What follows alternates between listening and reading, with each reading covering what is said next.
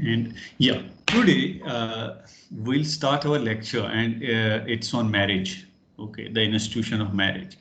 But before we go into the debates on marriage, I want to show you people a video. How many among you know that this YouTube channel, which no longer exists, they had come up with a series of small, like videos or skits on marriage. This All India Bakchod. It was titled Honest Indian Weddings. How many among you have watched that? Yes, sir, I have watched it. Anyone else? So No? I've heard about it, but I haven't watched it. Okay, so we'll start by watching that, and only after that will we go into the lecture. Okay, fine. Okay, sir. Yes, sir.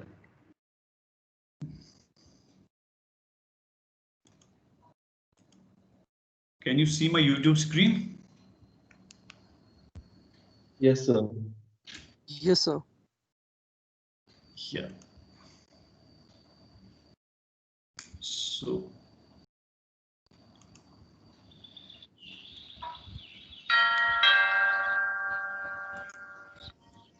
just watch it. Everything from here will connect with what we are doing.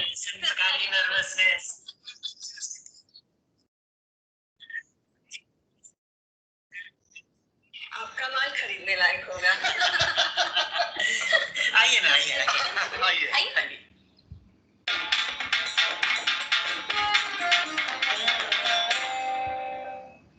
ये है मेरी wife Sunita. 1.5 lakh का set पहनती है, फिर भी 2-2 रुपए के लिए टमाटर वाले से लड़ती है। Casual sexism. और ये मेरा बेटा पंकज। मैं दिन में 4 बार हिलाता हूँ। लानत है बेटा, लानत है। फिर आपकी लायबिलिटी कहीं दिखाई नहीं दे रही है। वो क्या है, शादी के चक्कर में पिछले हफ्ते ही उसके बॉयफ्रेंड से ब्रेकअप करवाया है, जबरदस्ती। आंसू पोंछ रही होगी। पूनम बेटा, show time.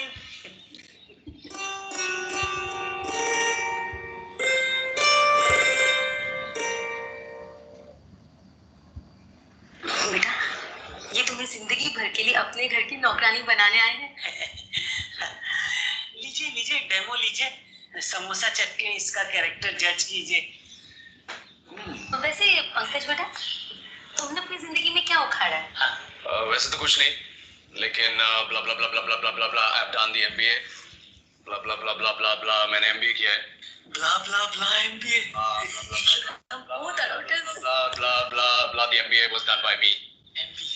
MBA blah blah blah blah blah blah blah M फिर बी फिर A MBA MBA finance MBA. अरे क्या हुआ? चलो अच्छा है। वैसे भाभी जी, हमारी बेटी ने भी एमए टॉप किया है, उसके बाद पीएचडी। भाई साहब, nobody gives a shit. You are right. अच्छा बेटा, तुम लोग अंदर जाके 15 मिनट में सोलमेट बन जाओ, तब तक हम तय कर लेते हैं दहेज कैसे देना है, नेट बैंकिंग, सीओडी। देखिए भाई साहब, हम तो बड़े प्रोग्रेसिव लोग हैं, हमें तो बिटकॉइन भी चलेगा। हाँ, बिटकॉइन चलेगा।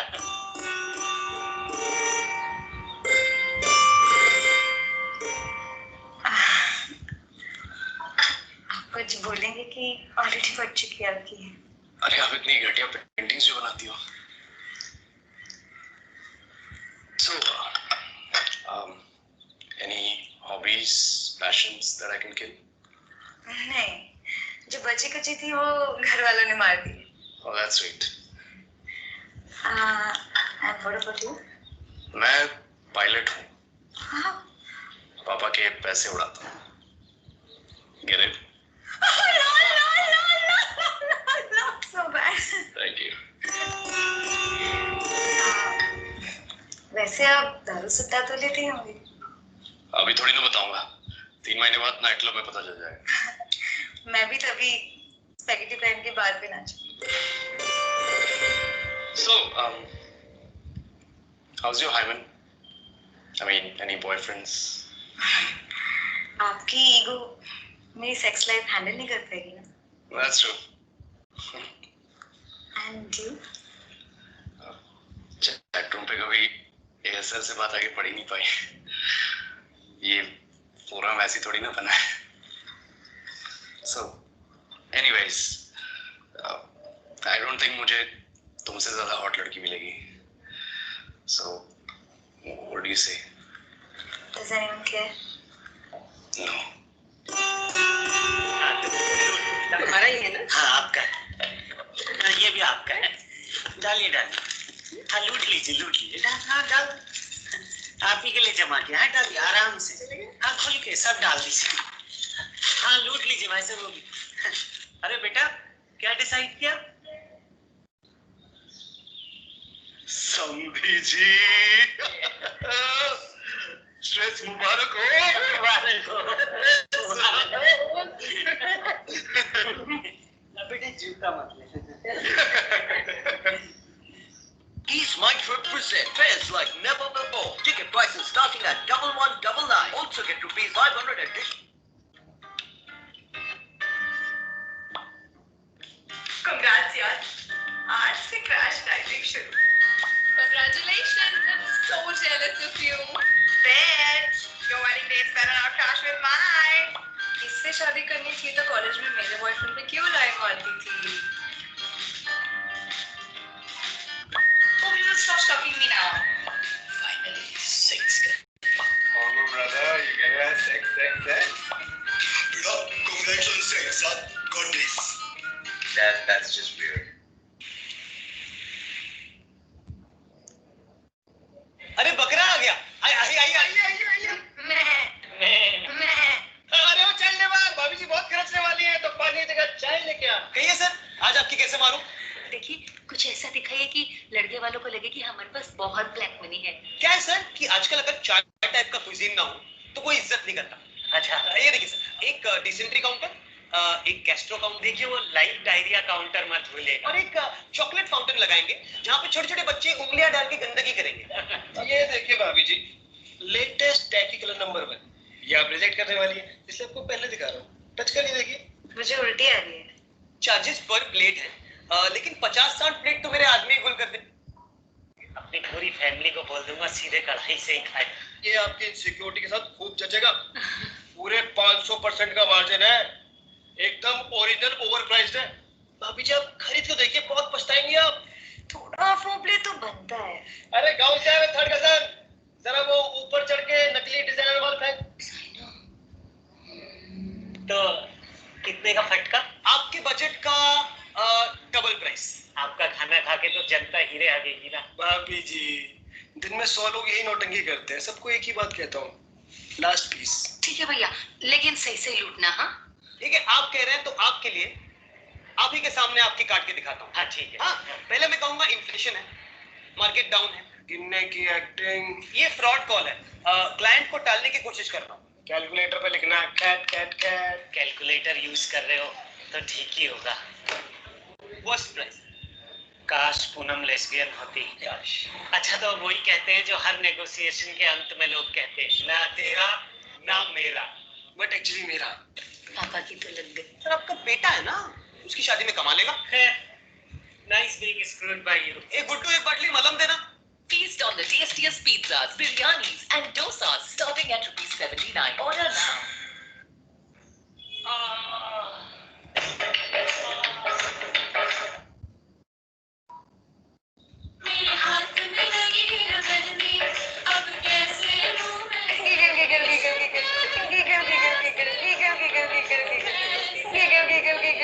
My God, joke about होने वाला पति। कोई reaction to get candid looking shots on camera.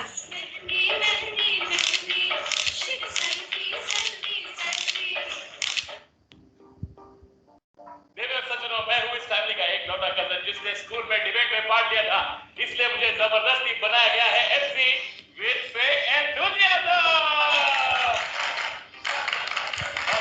पहला चुराया हुआ cliché joke.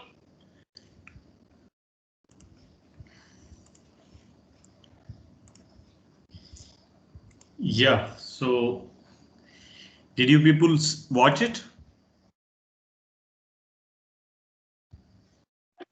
Yes, sir.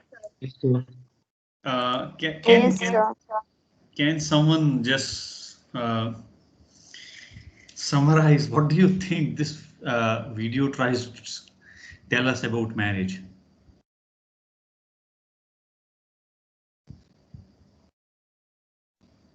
Someone among you?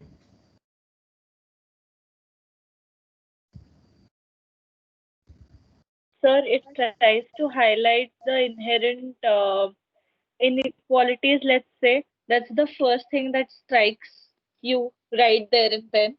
That, the ladke wale don't even have to try as much as the ladki wale.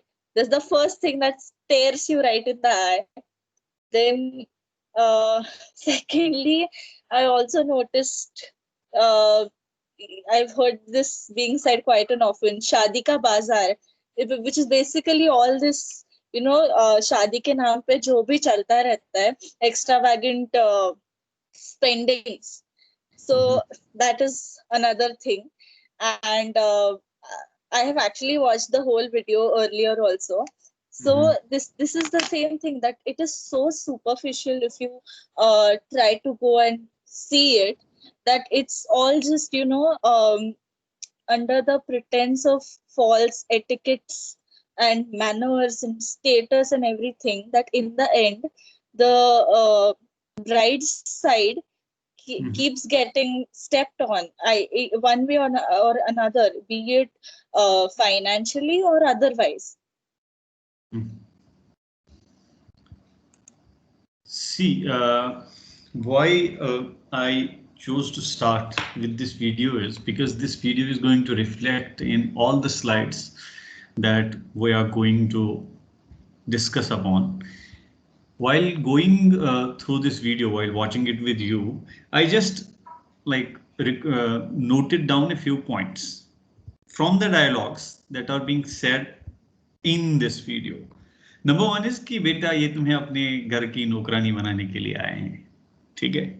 Number two is when the mother says or the father says that हमारी बेटी ने भी पढ़ाई की है, so the होने वाली सास says that nobody gives a shit, education doesn't matter.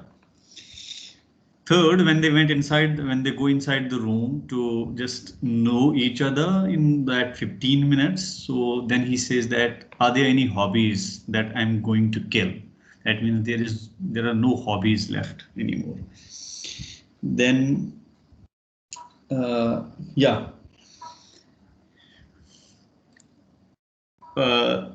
it connects us with economy, how the institution of marriage and the economy of the state are connected. Let's start the lecture, okay?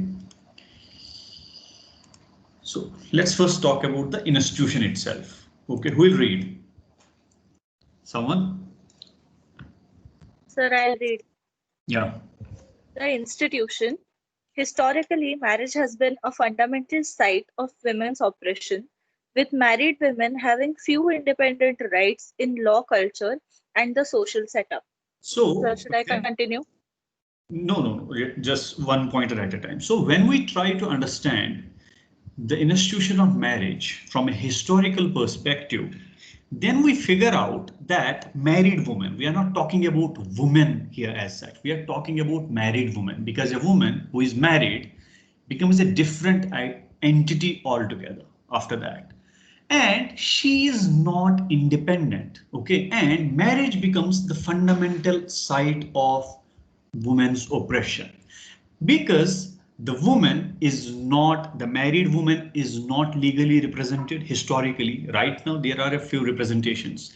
Culturally, she has no independent value of her own. We'll go into it later on. And the social setup does not even consider her as an individual anymore. She is at the same time almost identified with the institution of marriage, with the household that she now almost belongs to. Okay, go ahead. Yes, sir. Men hold primary power. So the institution of marriage, or the institution of traditional marriage, is a social institution within our societies where men in their roles as husbands and fathers, hold the primary power within the family. They are the leaders, they are the heads, and rest everything is under their control. Okay.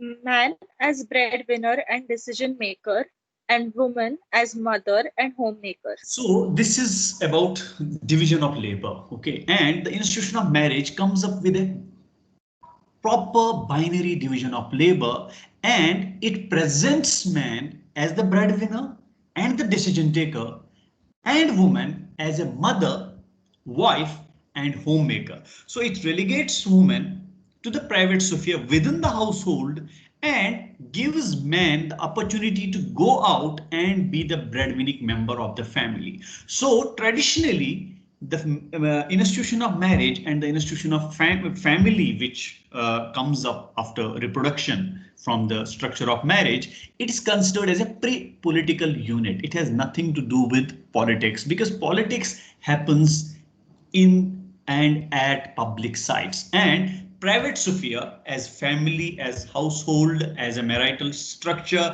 as a matrimonial household is considered something which is pre-political, which is so private that there can be no politics within it. Since there can be no politics within it, the roles are carved out, the roles are properly defined. Man is going to be the breadwinner, he's going to be the decision taker, and woman is only going to be the homemaker. Okay? Yeah. Private and public, pre-political unit. Yeah. Go ahead. The father giving away the bride, the white dress in Western societies symbolizing the bride's virginity and emphasizing the importance of her appearance, the vows to obey the husband, Saat Phere, etc. Etc. etc. So if we go into the tradition of how a marriage is held, okay, we get to know that there are a lot of things at work. It's not just that the woman is going into some male dominated institution called marriage, but rather it has something to do with sexuality. It is deeply tied with how a woman as itself is perceived within the society, and it's also like it also symbolizes that a woman is an object who has everything to do with her appearance, etc. etc. Let's go in these one by one. So the way a father gives away the bride, जिसको हम हिंदी में वो बोलते हैं कन्यादान करना, is it कन्यादान? Yes, sir. So that's like as if the father is handling some sort of property to this new person, as if the proprietor is going to take something which is giving away. Okay, now the dress. So this is more in Western societies. The white dress symbolizes the bride's virginity, and it symbolizes that now this husband is going to be the harbinger of what he wants to do with this bride's virginity. Okay, and it emphasizes on her appearance. You will see that even now you might be participating in marriages. ज्यादा खर्चा लड़की वालों का आता है, because लड़की वालों को बहुत सारी ऐसी चीजें करनी पड़ती हैं. For example, these what do you call it? Parlors, lehenga, etc. etc. So the emphasis is more on her appearance than on her being, than on her existence. Okay, and then she has to take vows to obey the husband. She has to take vows to follow her, है ना, जिसको यहाँ पे 7 फेरों में किया जाता है that हम दोनों साथ सुखद रहेंगे, लेकिन आता वो फाइनली वाइफ पे ही है. Okay.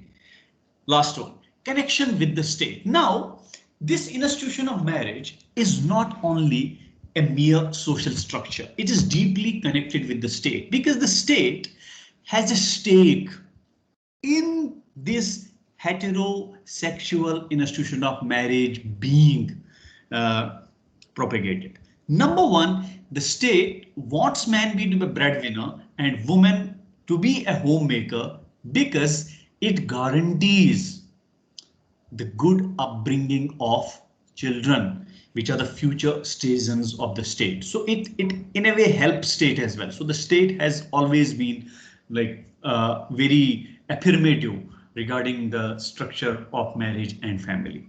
Okay, number two, it's connected with the state because the institution of marriage is a huge market. Okay, and it's a market which furthers the capitalist structures of the state. Okay, हम तो ये नहीं कर रहे how state and marriage are connected, हम तो सिर्फ ये समझने की कोशिश कर रहे हैं कि marriage है क्या.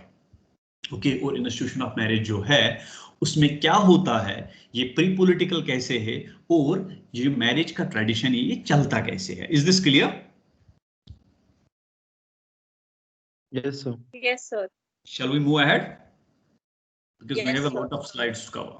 Okay, now we go into the feminist interventions. Just read. Families are not natural orderings, but social institutions backed up by laws. For example, marriage is a social institution.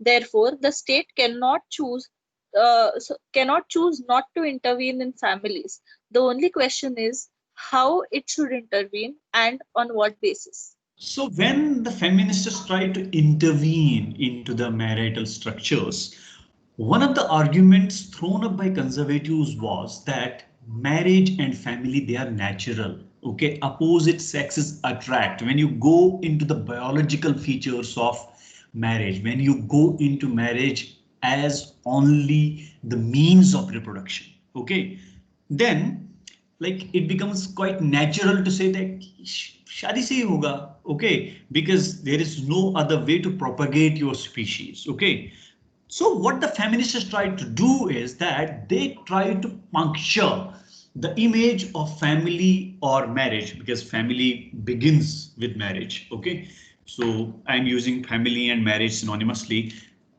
as being natural. They argued that marriage is a social institution, it's not something natural. Okay, because propagation of a species can take place outside marriage as well. Okay, it's not necessary for a boy and a girl to get married in order to propagate their species. Therefore, the state cannot choose not to intervene in families. So if it is a social institution, then the state has to deal with it. And the only question that we have to deal with as feminists is to figure out how the state should intervene, rather than the question being asked whether it should intervene or not intervene. No, the question for feminists is that yes, the state has to intervene into marriage, into marital institution, as it is a social construct, but we only have to figure out on what basis, how it should intervene, what should be the basis of its intervention. Should the basis of its intervention be the female subordination inside the marital structure? Should it be the inequality that a female is meted out with? Should it be the legal inequality where the married woman has no inheritance from either the marriage or from her home, like she's left वो कहीं की नहीं होती उसके बाद. So we have to, feminists argued that we have to just figure out कि what should be the terms and conditions for the state to intervene within marriage as a social institution. Okay, go ahead. The state has a critical interest in the development of future citizens. Second argument, that the state itself has a critical interest in the development of future citizens. That is one reason. It's not the only reason. That's also one of the reasons why the state is against homosexual marriages, because homosexual marriages are not going to offer states citizens. Okay, there can be no citizens, there can be no children from lesbian and gay marriages. Okay, that's the reason that the state has been hell-bent on protecting heterosexual marital structure. So the second argument is that the state, since it has critical interest, it's interested in the development of future citizens, it has to intervene into the functioning of family and make it more proper, make it attuned to the way in which good future citizens can be developed. Go to the third one. The division of labor in traditional families constrains women's opportunities and freedoms in the wider society. So in the previous slide, I told you that there is a proper division of labor in the traditional family structure. So what the feminists argue is that the division of labor is divided in such a way, the division of labor has happened in such a way that it constrains women. Okay, so it doesn't leave women with any opportunities at all. It ties women within the household. It doesn't allow them any opportunities outside, and that in a way affects the way in which we understand freedom, we understand autonomy, we understand independence in the wider society, because after all, these women are part of the society as well. But somehow there is a paradox. Even if the woman is a citizen, but at the same time, within the structure of heterosexual marriage, okay, within the patriarchal structure of marriage, somehow those freedoms are not getting actualized. Those freedoms are not getting fresh air to further or to evolve. There is no way under which a woman can help or get help to evolve her opportunities and freedoms within the traditional structure of family. Clear? Yes, sir. Yes. Shall I move ahead, or somebody wants to say something? No, sir. We are going to today do two philosophers, okay, who have done some work on the structure of marriage and family. So one is Carol Patman and another is Iris Marion Young. Their arguments are quite interesting. Carol Patman's argument is quite interesting. So Carol Patman wrote a book titled The Sexual Contract in 1988. Okay, what does she say? Okay, let's go into her arguments. Okay. A feminist interpretation of classic theories of an original contract, showing that it has two dimensions, the social contract and a sexual contract, and that the familiar marriage contract and employment contract have been shaped by ideas in the texts. So what Carol Patman tries to do in her book Sexual Contract is that she tries to go into and analyze the original social contract theories. Okay, we have done social contract theory. Okay. Yes, sir. So what she tries to argue is that it is not just one contract.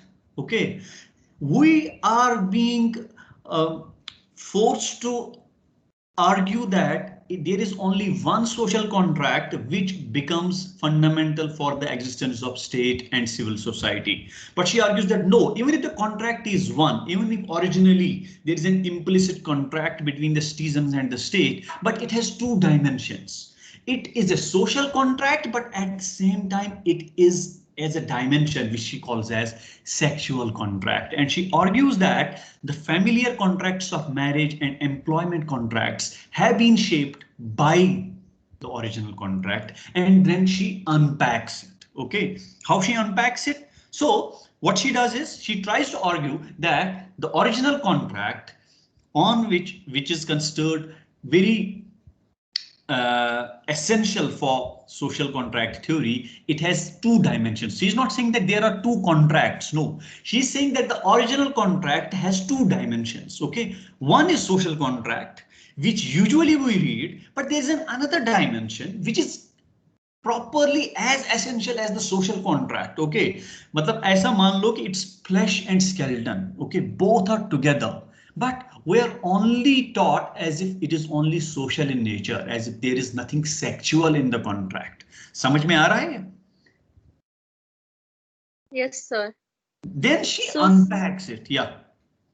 So, sir, basically, the sexual contract will kind of be like it will come before the social contract, then, in a way.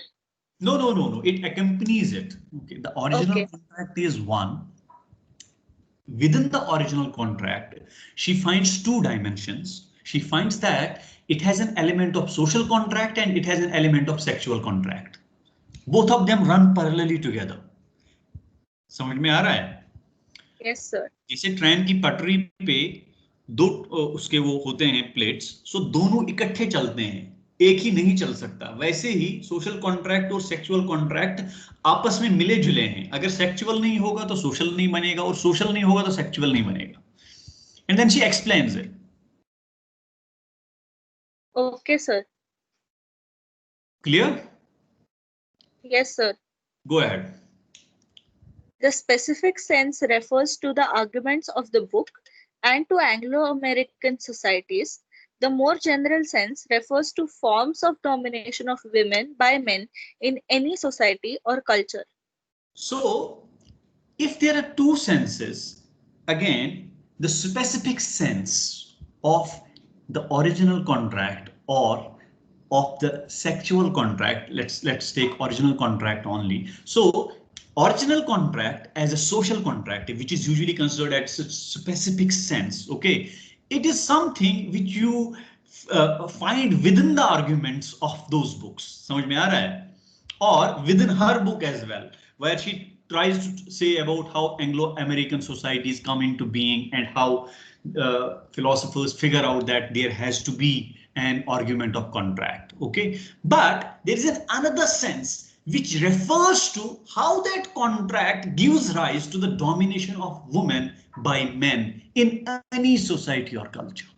समझ में आ रहा है? Because the social contract is construed in a way which helps the traditional structure of marriage in a particular way, which shapes it in a particular way. And since when it shapes the traditional structure of marriage in a particular way, it is automatically also going to help shape the employment contract. Because marriage contract, the contract of traditional marriage, does not allow women to go beyond the thresholds of their house. So it is automatically going to shape a particular kind of employment contract. समझ में आ रहा है? Where men are going to be considered more useful than women. वही है ना असल में बाहर. अब तो नहीं है, वही चल रहा था ना बाहर. Yes, sir. बाहर की दुनिया में वही चल रहा था ना. That it is only when you have a particular structure of marriage, much of the outside world follows from how this marriage is shaped.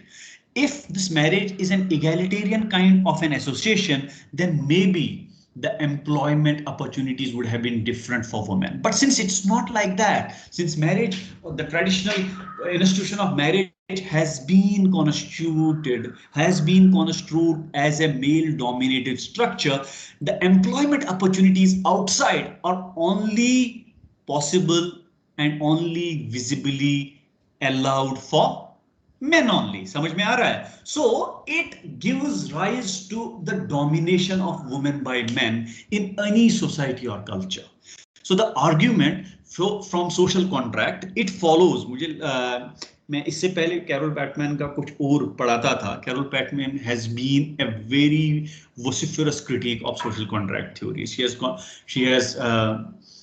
critiqued Hobbes, she has critiqued Locke, she has critiqued Rousseau, and tried to argue that how the social contract itself is a male-dominated theory. Okay, हम तो यहाँ पे वो नहीं कर रहे. We are only trying to go into how she constructs an argument while connecting marriage with social contract, and later on how this particular way in which the institution of marriage is constructed shapes the employment opportunities in the outside world. समझ में आया कि दोबारा बोलूं? Sir, I understood. किसी को कोई problem? It's clear, sir. Clear? Go to the last pointer. The justification provided was that individuals freely gave their agreement by entering into an original contract. Feminist reinterpretation shows that rather the original contract is two-dimensional. One dimension is the social contract that justified government of citizens by the state. The second dimension is the sexual contract that justified the government of women by men and thus the patriarchal structure of the modern society. This is the crux of her argument. This is from her. समझ में आ रहा है? This is not some secondary source. This is Carol Patman writing. Okay, this is from her original writing. I am going to send it to you. So अभी समझ में आया वो कैसे कंस्ट्रक्ट करती है सोशल कॉन्ट्रैक्ट और सेक्सुअल कॉन्ट्रैक्ट को. So she is saying that originally it is being told to us by the social contract theorists that individuals freely gave their agreement into the original contract and then they agreed for the existence of state. But she argues that when we go through a feminist reinterpretation of the social contract, it tells us that no, the original contract is not just one-dimensional. It's not just people freely entering into an agreement with the state. No, it has two dimensions. One is what it tells you. It tells you that social contract is social contract because it justifies the government and the citizens being governed by the government, by the state. But there's a second dimension, a parallel dimension, which is usually not talked about. And it at the same time gives rise to a society in general, gives rise to a society which we generally call as liberal society, where it justifies the governing of women by men. Okay, which is more social, which is more seeped into the structures of society, but it does not tell you that. Okay, and it later on also gives rise to the patriarchal structure of modern state. It is not only limited to women being governed by men. It's not only limited to women being considered as slaves of men in society. No, it also gives rise to the state being patriarchal in its structure. That is the reason that when there is marriage, there are particular laws which somehow reinforce the woman's gullible position, woman's subordinate position within the structure of marriage. So that means there is a relationship between the modern state, which is patriarchal, the marriage structure, which is patriarchal, and the society, which is patriarchal. There is a three-dimensional relationship coming up. समझ में आया? Yes, sir. Is it clear? Yes, sir. समझ में आ रहा है? थोड़ा argument में लग रहा है कि हाँ कुछ बोल रही है ये. Yes, sir. Shall we go ahead? Okay, read it. In the traditional marriage contract, when a single woman said, "I do," she thereby became a wife, subordinate to her husband, who decided how the property in her person should be utilized. Okay, now here she's talking about how Western marriages take place. Okay, so वहाँ पे पूछते हैं ना, do you agree for Muzaffar being your husband? She says yes, है ना, I do. देखा होगा ना? Yes, sir. So she says that when in the church, okay, when you go through the contract of marriage, when the padri signs the contract of marriage or he writes it down, the moment woman says, "I do," she becomes a wife. She becomes something who is now subordinate to her husband, and she becomes someone who is now a property of that husband, where the husband decides how the property in her person, it's not her property, she has no property at all, it is her person. Right to property is right to your labor, right to everything should be utilized. Okay, so property in her person means how her body, how her labor, okay, how her sexuality is going to be utilized. ये सब अब husband ही तय करेगा, because children होने वाले हैं, so her body is going to be used. Okay, घर का कामकाज करना है, her labor is going to be used. Okay, so who decides it? It's now the husband who decides it. Okay, go ahead. The sexual contract is used in its second general sense to refer to the subordination of women in many different social and cultural settings is testament to the persistence and ubiquity of men's power. So, फिर अगर हम इसको general level पे ले लें, तो it refers to subordination of women in general, outside marriage, in different social and cultural settings. But when you use it in the general sense, it reinforces the argument that men possess power, men use power, men abuse power in order to sustain the subordination or subordinate position of women in society. Okay, so sexual contract. I remember that when I was doing my MA, our teacher had, while doing political philosophy, so the argument at that time, which was famous, was that Carol Patman is arguing that marriage is nothing but just a sexual contract. Okay, go ahead. Manifested in a variety of forms that extend, for example, from preference for boy babies, opposition to the education of girls, the legal powers of husbands, exclusion of women from inheritance of land, to obstacles that prevent women from earning a living. So when you use the word sexual contract in its general sense, one is when you use it from the perspective of marriage, okay, that we did in the first one, okay. When you use it in the second general sense, how are we going to understand it? Because it gets manifested everywhere. And we have examples. The society prefers baby boys. The society is opposed to girls' education. Okay, the society has legal and social and cultural powers for husbands. Even the institution of religion gives husbands the power. Okay, the triple talaq argument revolves around that. Okay, widow remarriage revolves around that. Okay, when these laws came up, states did not exist. उस time पे पता नहीं क्या था, but husbands still had power, men still had power. Okay, exclusion of women from inheritance of land. Women cannot inherit land. ये भी खत्म हो जाता है. अब जाके थोड़ा property rights आए हुए हैं. And there are obstacles which prevent women from earning a living, and these are not biological obstacles. It's not an obstacle that when a woman is working and she gives birth to a baby, it's a very minimal obstacle, but there are very odd obstacles like marriage, housewife, okay, housemaker, bahu, etc. That these roles put on women, that they cannot earn a living, they have to be dependent on their husbands. Okay, go ahead. Until late into the 19th century, the legal and civil position of a wife resembled that of a slave. Under the common law doctrine of coverture, a wife, like a slave, was civilly dead.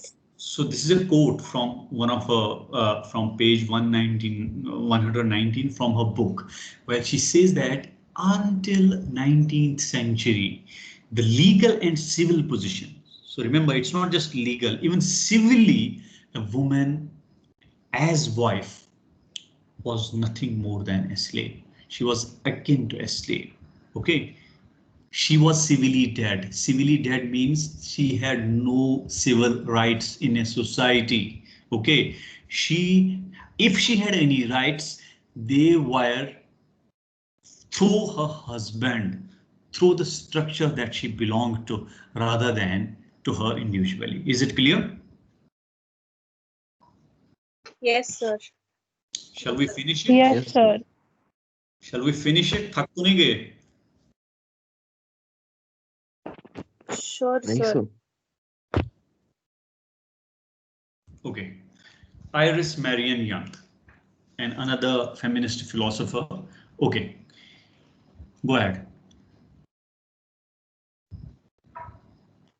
Mothers, Citizenship and Independence, a critique of pure family values. She wrote the book in 1995. It's not a book, it's an article, I guess some 40 pages article, which she wrote in 1995. And it's a critique of William Galston's views on marriage, which he articulated in a book titled The Liberal Purposes. Okay, this is just a background, a backdrop of what she is doing in this article, okay, in this essay. Go ahead.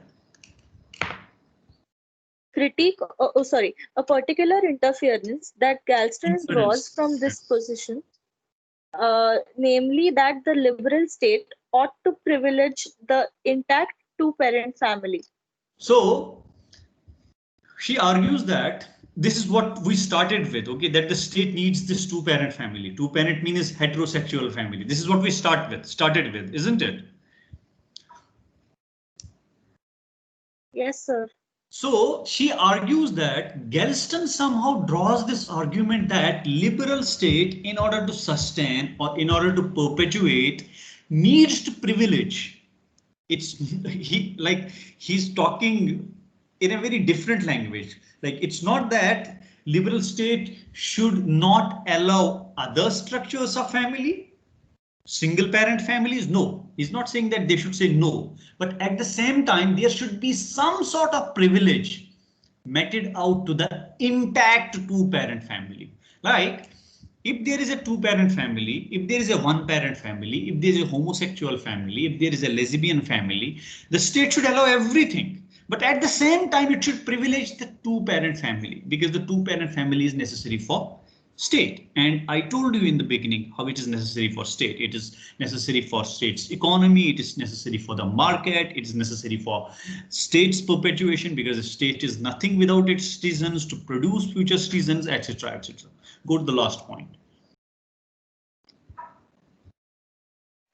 A gender-neutral theory of family values ignores the fact that in the current gender structure, stable marriage means that women are often dependent on men and often suffer power inequality and various degrees of domination by men, both in and outside the home. So now, if you go through Galston's use of the term intact two-parent family, two-parent is gender neutral. Are you getting it? Yes, sir. Where both play as if the same role, but everybody among us knows that it's not the same role that the mother and father play. They have completely different roles as far as the structure of family is concerned. So it is not very neutral. Okay, so what Young is arguing is that when you define family in terms of some sort of gender neutrality, okay, it ignores some basic facts that in the current gender structure, when we go through the current gender structure, the gender structure of man and woman, a stable marriage is always something where women are often dependent, not completely dependent now because it's in 1995, where women are dependent on men and they suffer power inequality. They are less powerful, they can't speak, they are suffering subordination, and they undergo through a various degrees of domination by men, both inside the structure of family as well as outside the structure of family. So she argues that the family cannot be defined in terms of gender neutrality because it stands erected on the gender differentiation mechanism itself.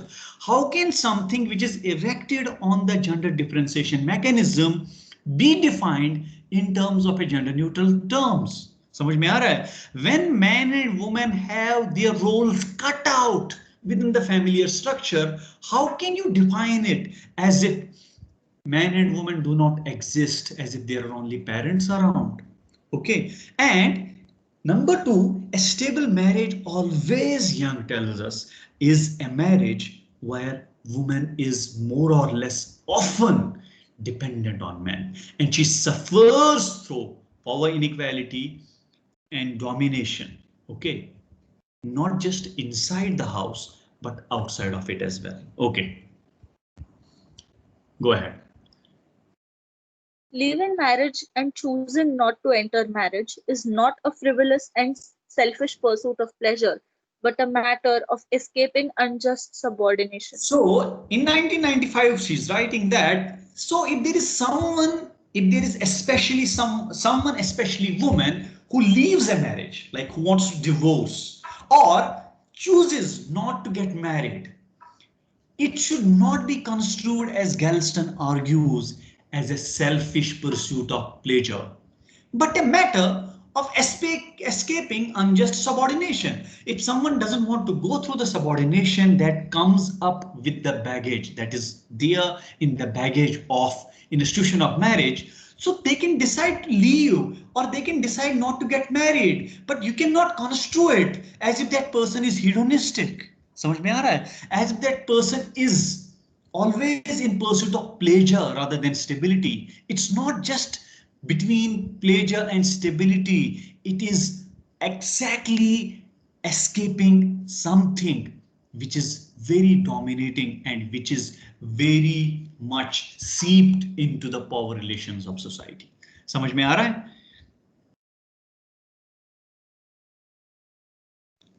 Yes, sir. Yes, sir. Yes, sir. Go ahead. In the tradition of modern political theory, independence is the citizen virtue of the male head of household and property owner.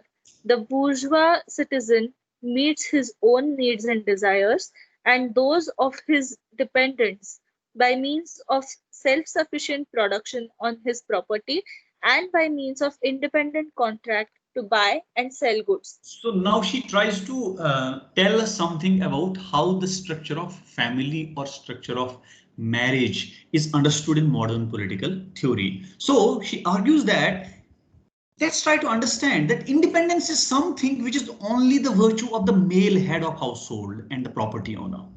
It does not go down to his wife, to his children. It only remains and it stays with the male head. As far as modern political theory is concerned, not contemporary political theory, okay? And the bourgeois citizen meets his needs and desires, okay? Out of the property, he meets his needs and desires and those of his dependents. That means he's the breadwinner, he's the breadwinner. And he does it by self-sufficient production on his property and by means of independent contract to buy and sell goods, because he is free to engage in trade. He's free to do everything because he is the sole breadwinner and the sole property owner and the sole independent character within the family. That is the only reason that he is allowed to do this. And by doing this, he is not just tending to himself, but he is tending to his dependents as well. And one of the dependents is his wife. Okay, go ahead.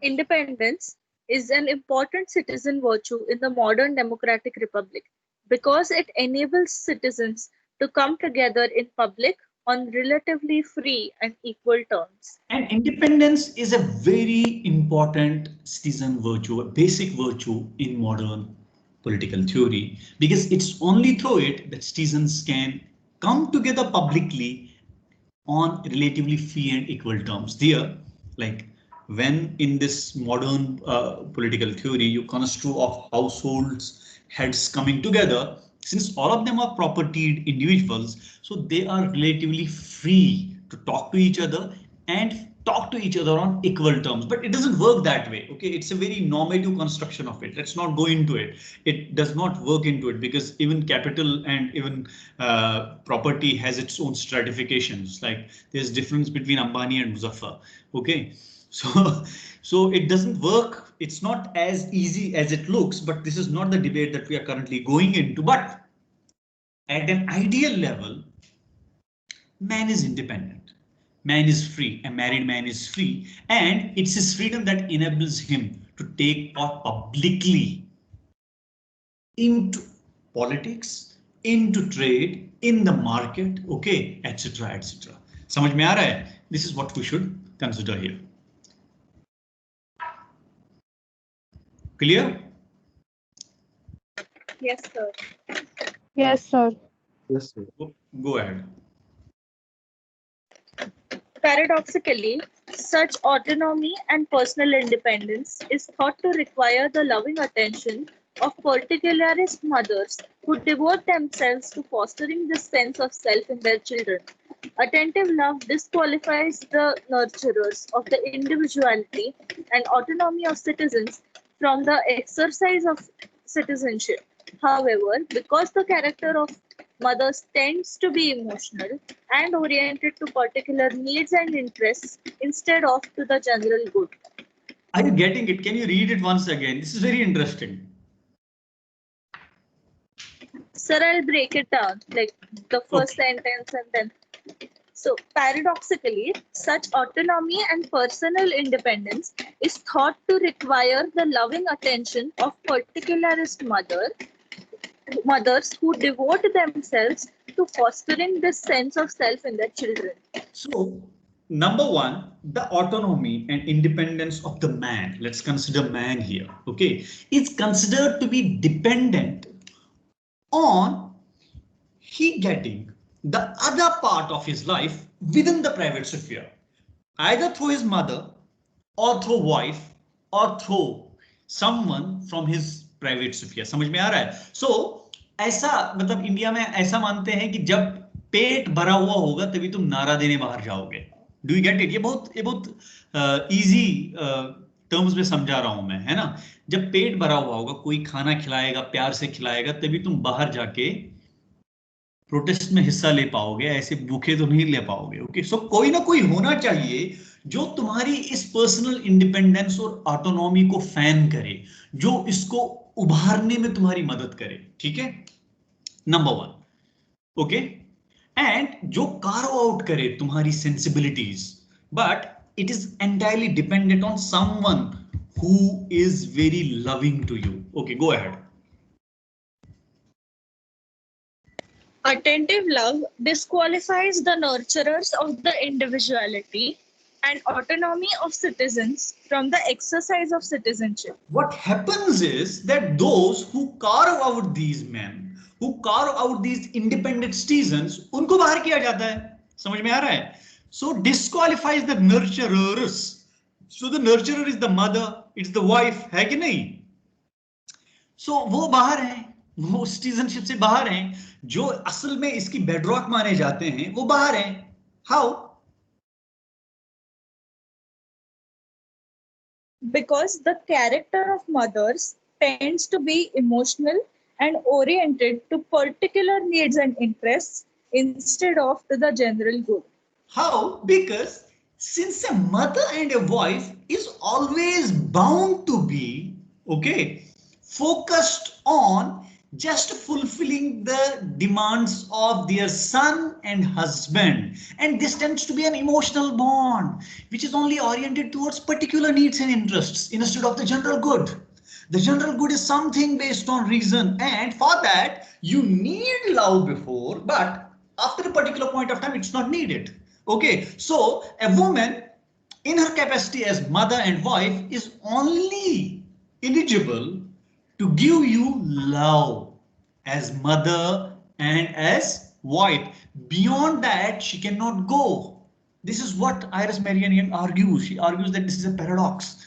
Okay, that while a woman shoulders the development of this autonomous man, she figures nowhere because the nurturing capacity of the woman as mother and as wife is not counted. It's considered to be emotional, and emotions as if in a liberal state have nothing, no role to play. Only reason has a role to play. So emotional जो भी चीज है वो खत्म. समझ में आ रहा है? Yes, sir. Go ahead.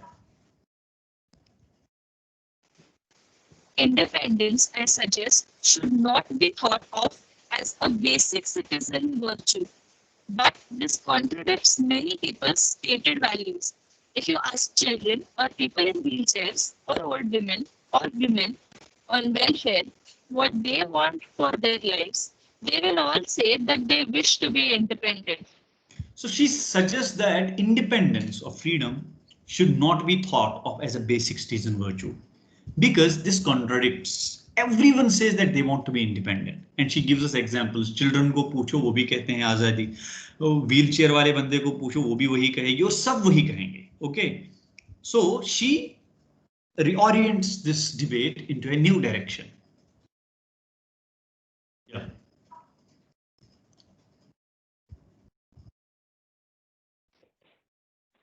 Go ahead.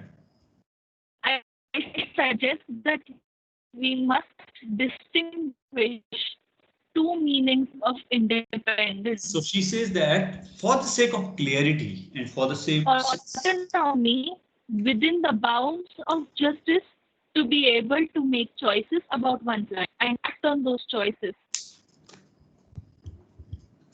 Without having to obey others, meet their conditions, or fear their threats and punishments. And the second is self-sufficiency, not needing help or support from anyone in meeting one's needs and carrying out one's life plans.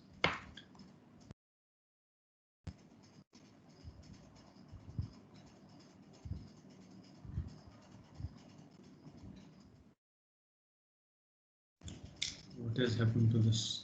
Are you able to hear me? Yes, sir. Yes, sir. Yes. Yeah. So she suggests that two meanings should be given to independence. One is autonomy and another is self-sufficiency.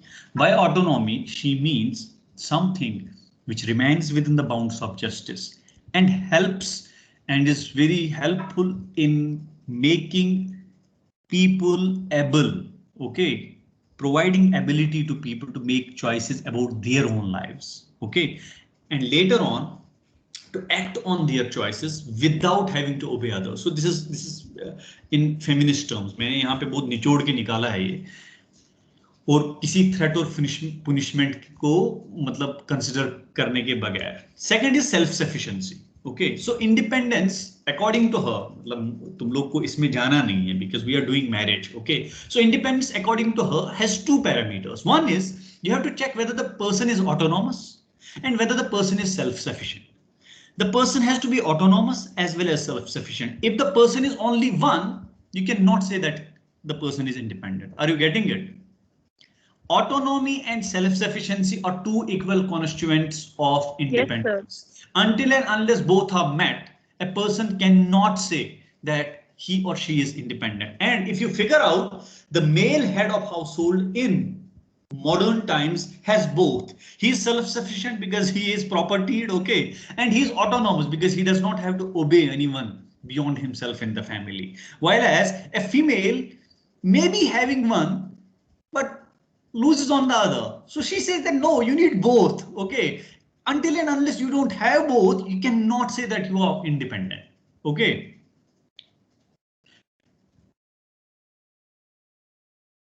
Yes, sir. And number two, she's writing it in 1995 when most of the women in almost all the countries had got the right to proprietorship. Okay, so by then women are self-sufficient, but they're still not autonomous. Are you getting it? So merely having property and being self-sufficient does not mean that you are independent. समझ में आ रहा है? So there is a differentiation. So within a family, बहुत बार मतलब मेरे आसपास ऐसी हजारों एग्जाम्पल्स हैं जहां पे औरत एक अच्छी एम्प्लॉय है, हस्बैंड कुछ नहीं कर रहा है, फिर भी वो पैसा कैसे खर्च किया जाए वो हस्बैंड तय करता है. So the woman here is self sufficient but she is not autonomous. Are you getting it? She does not have autonomy because she has to obey others, she has to meet their conditions. समझ में आ रहा है? मैं तुम लोग को example के through समझा रहा हूं. Clear? Yes, sir. This is it. Yes, we don't sir. need to go through this last one.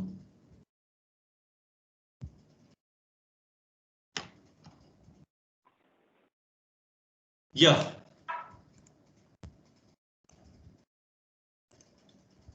Come on. कुछ डिस्कशन हो जाए थोड़ा सा. अपना अपना वीडियो ऑन करो थोड़ा सा. थोड़ा मैं चेहरे भी देख लूंगा तुम लोग के.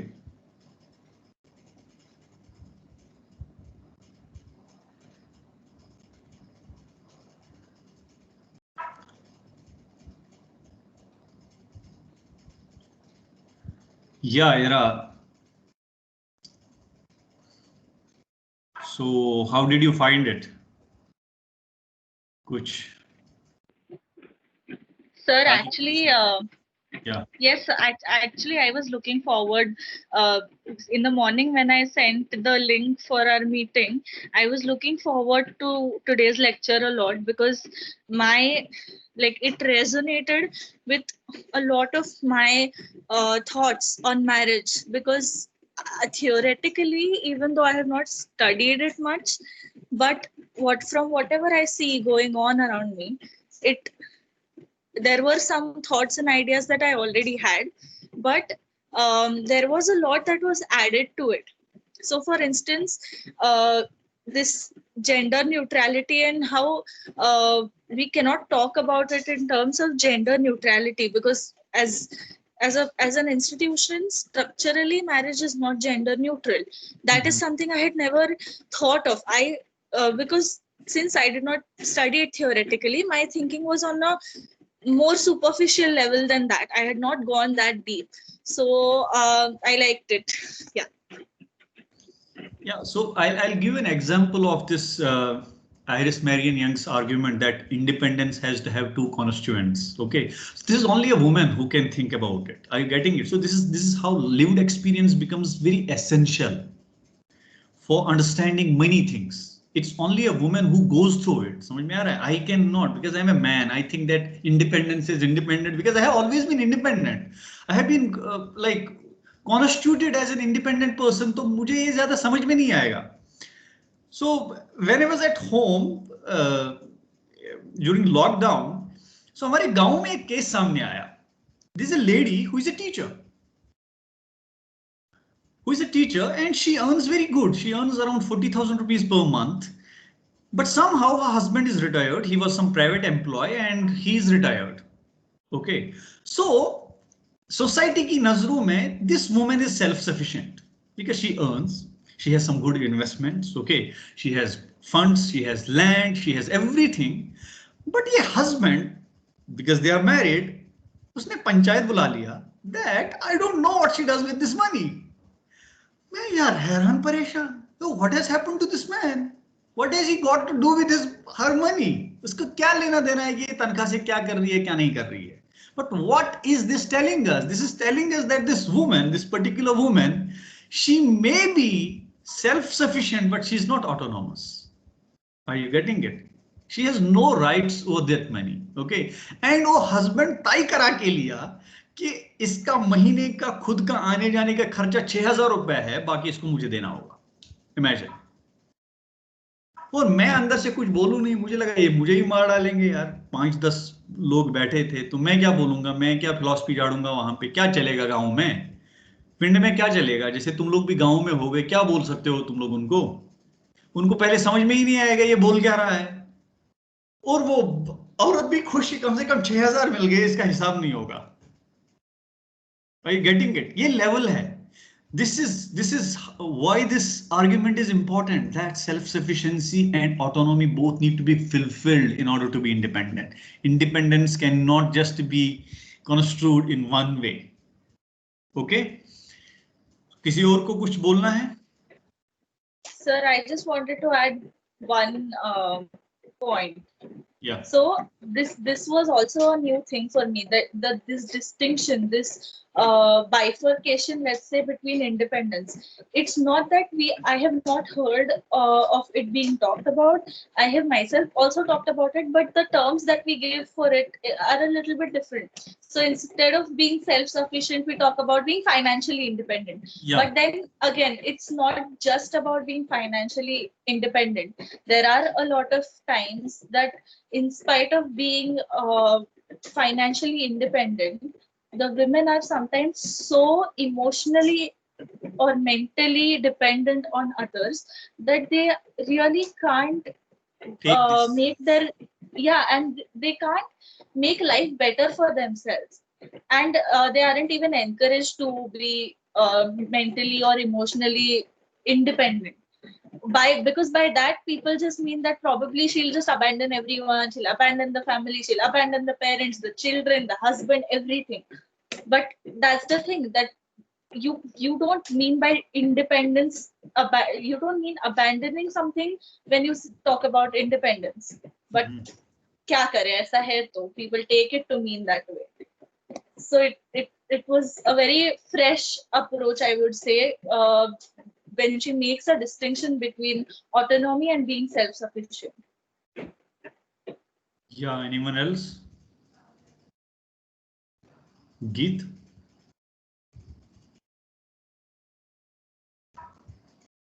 That will be also like Ira covered all the basic topics like which I would have liked to cover.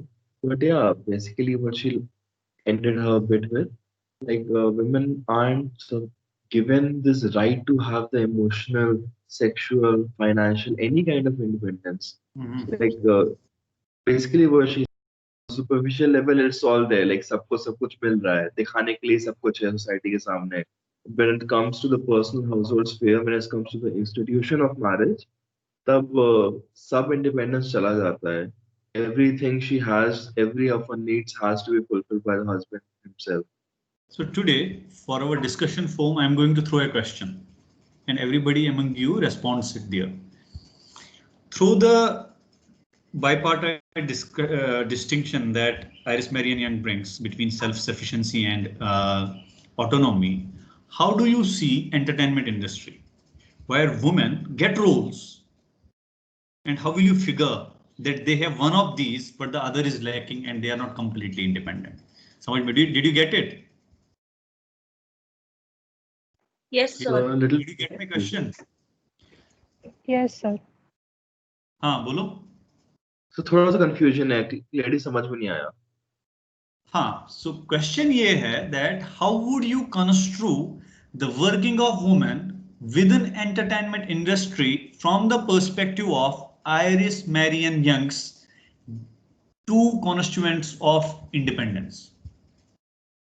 Are both fulfilled there, or only one is fulfilled and the other is missing?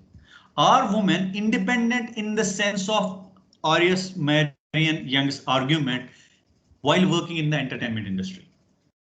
Okay, मैं लिख दूंगा इस question वहां पे लिख दूंगा. Okay, so see you tomorrow. We have a guest lecture, a very interesting lecture on masculinity, and with that, or maybe we'll have another lecture. We'll finish credit 2. Okay, we'll not do all the concepts in credit 2. We'll go to credit 3 because credit 3 is very interesting. I am going to give you some alternate readings on Plato, Aristotle. तुम लोग का दिमाग उड़ जाएगा, ठीक है? So wait. All the best. See you tomorrow at 3. Okay, and you can send it to your friends. Anybody can attend the lecture, the guest lectures at least. Okay, don't worry. Okay, sir. Yes, sir. Okay, all the best. Okay, sir. Bye, sir. Thank you, sir. Thanks.